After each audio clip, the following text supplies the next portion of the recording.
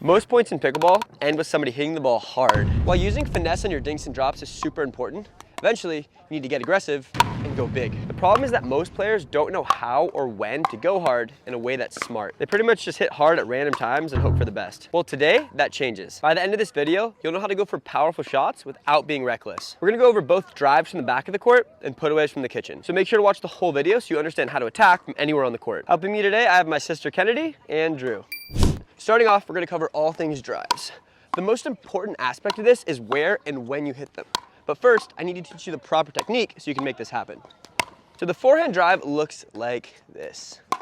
Most players definitely prefer their forehand over their backhand, especially on the drive, so that's why we're starting off going over forehands. Technically on our forehand drives, we always start off by turning our shoulders and hips. So see how she's sideways like she's on a surfboard? In this position, this is where she's gonna move her feet around depending on where the ball is coming from. So the ball's never gonna come right to her. So if the ball's over here, she's gonna move her feet like that, right? And if it's over here, she's gonna adjust over here. So you're never gonna be moving like in this position. You always wanna be moving sideways so that you're prepared for your shot. That's a big mistake I see so many players make. From this position, you'll see most players do what's called a loop. So all a loop is a C motion where I drop down my paddle to get momentum as I'm going towards my target. Not every player does this, but if you watch the pros, you'll see most of them doing a little loop motion on their forehand. So if you see here, Kennedy's hitting her forehand drives, and she always moves her feet to get in the right position to hit the ball out in front and a little bit to the side of her body. So see on those last few, she went actually away from the ball. This is totally fine. Because like I said, a lot of players don't like to hit their backhand drive, so it's completely fine to actually back pedal out of the way a little bit so that you can still use your forehand. You'll also notice that she's hitting topspin on all these shots. So topspin is definitely the spin you want to use on your drive, because what it does is it sucks the ball down so you can hit harder and it'll still land in. It also makes it dip down more at your opponent's feet. So an exaggerated version of topspin on the drive looks like this. So it's all about going from low to high. On your actual drive, you don't need to go that far from down to up, but you always want to be coming a little bit from under the ball and finishing a little bit above the ball like that. So good forehand drives look like this.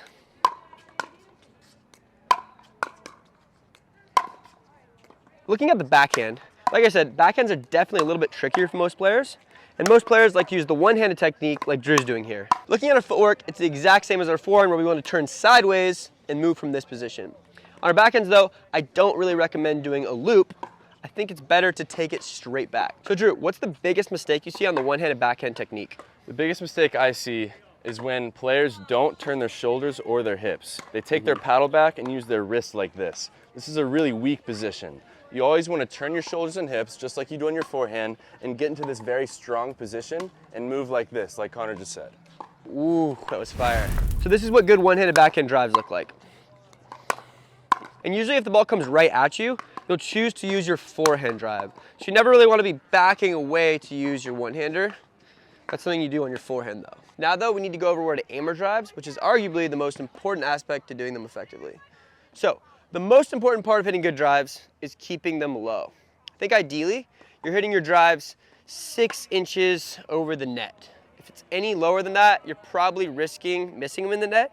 So I try to aim about 6 inches over the net, because when you hit low, it forces your opponent to potentially have to hit up on the ball.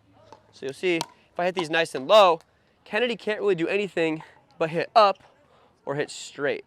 If I hit my drive high, she can hit more down on the ball, and obviously there's a good chance that it can sail long and go out. So number one thing is that you aim nice and low and you put some topspin on the ball, which makes it dip more at their feet. So the lower you can make them hit it, the better. In terms of specific targets, you can hit a good drive pretty much anywhere on the court, but there are some spots that work a little bit better than others. I think the number one spot is right down the middle like this.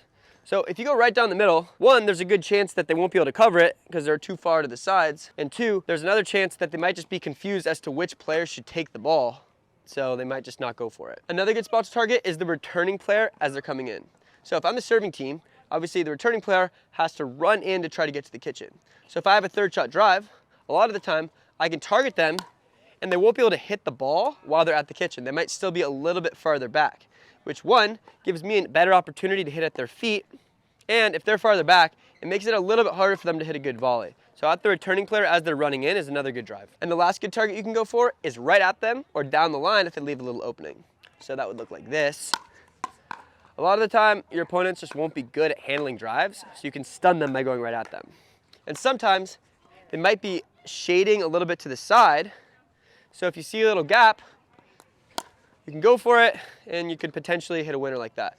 That one's a little risky though, but it can work sometimes. And the last part of hitting good drives is choosing the right times to do so. So Kennedy, when's the best time to go for a drive? You want to go for drives when you get a short ball that's a little higher. Exactly. So generally, you actually want to go for your drops more than you go for your drives. This is something that you do more situationally, and the right time to do so is when you have a higher ball that's shorter. So if you have a low shot or a really deep shot, it's going to be hard to hit an effective drive that works well on your opponents. Because think, if you have a really low ball, you kind of have to hit up on it, which gives your opponent a higher shot. And if you have a super deep ball and you're hitting it from super far back, the ball has to travel farther, so the net person has more time to prepare for the drive. So higher short balls like this are your best opportunity because you can hit down more on the ball and you're closer to your opponent so they have less time to react. So like I said, not every shot from back here is a good opportunity to hit your drive. Usually you want to hit your drop, which I have a full video on if you don't know how to do. And bonus tip, after you hit a drive, there's two main options of what you should do next. The first is if your opponent pops the ball up. So let's see how that looks. So if your opponent pops the ball up, your best option is to crash in and kill that next shot. And don't worry, I'll teach you how to hit those kill shots really good in the next section. The next option is if your opponent hits a good low volley.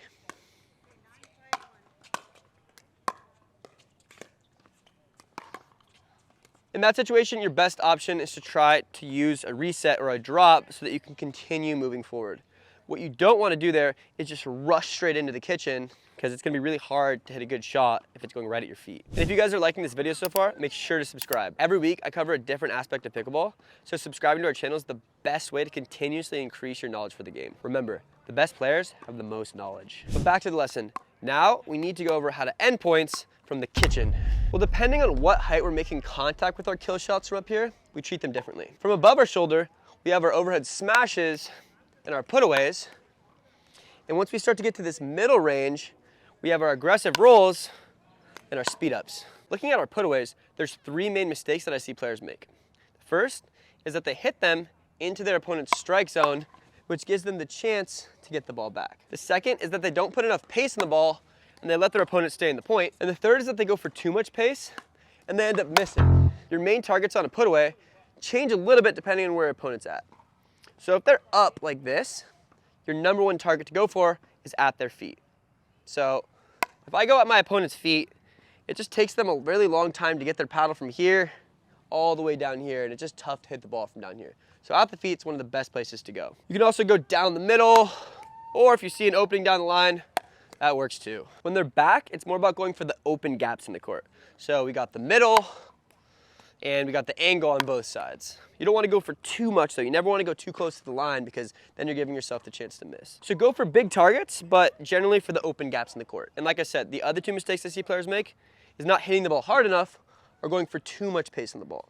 So when you have a really good put away from super high up, I think it's best to go for about 85% power. Because if you go too soft, you just make it too easy on them. They're gonna stay in the point and you're essentially not taking advantage of the opportunity. But I see so many players that go way too hard. They just get the high ball and they go as hard as they possibly can. When you do this, there's a good chance you'll lose your technique and you'll miss. The best players are really good at finishing off the point when they have the advantage. So you need to make sure you're really smart when you're in an offensive position and you have an advantage in the point. The other way that you can hit hard and be aggressive from the kitchen is with a speed up. So speed ups are when you go from dinking to hitting the ball hard. So you're speeding the ball up from a dinking situation. And the number one mistake I see players make on their speed ups is they go for a speed up when they're making contact with the ball too low. So you see there, I made contact with the ball about right here. And from this position, guys, I'm literally making contact with the ball below my knee. The only way I'm gonna make it over the net is by hitting the ball up. So if I go hard, the ball goes straight into Kennedy's strike zone and she can kill me. Or it might just sail along and go out. So if you're in a dinking situation, make sure you're patient and you wait for the right ball to speed up on. So you see there, I got a really high one. But generally, you don't want to go for a speed up if your ball is below your knee, right? Even if it's just above the knee, this is still a little bit too low. The higher you can go for the speed up on, the better. Because just like on our drives, if we're hitting the ball from too low, and we go for a speed up, the ball goes straight into Kennedy's strike zone where she can hit down. The higher I'm hitting the ball from, the more I can draw a line to my target so I can go harder. Now guys, we're gonna get into some full court examples of everything we just went through. But before that, make sure to hit the like button if you liked the video, and let us know in the comments if you think we could have done anything better.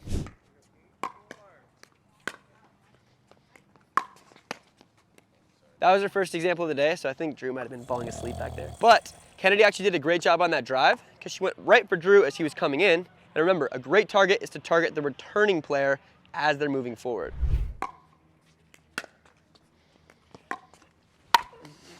There, Kennedy gave me a high backhand. She kind of popped up her drop.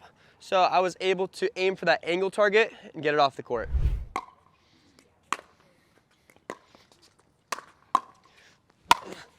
First, Kennedy popped up her drop a little bit. So Drew used that aggressive roll, which gave me a higher shot right here, which I went right at her feet with, which makes it really hard for her to respond to. There, Kennedy went for a backhand drive down the middle. My return was kind of short and it sat up a little bit. So it was the perfect opportunity for her to go right down the middle, and I didn't get in quickly enough, so there was a pretty big gap there.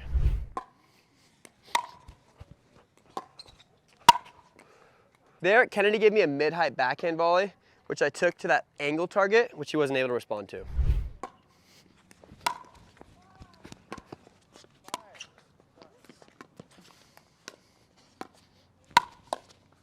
There, we got into a dinking situation, and I got a slightly higher ball, which I thought was a good opportunity to speed up on. And guys, while hitting hard drives and putaways is super effective, you need to know how to counter this when other players do it to you. In this next video, I cover exactly how to beat bangers.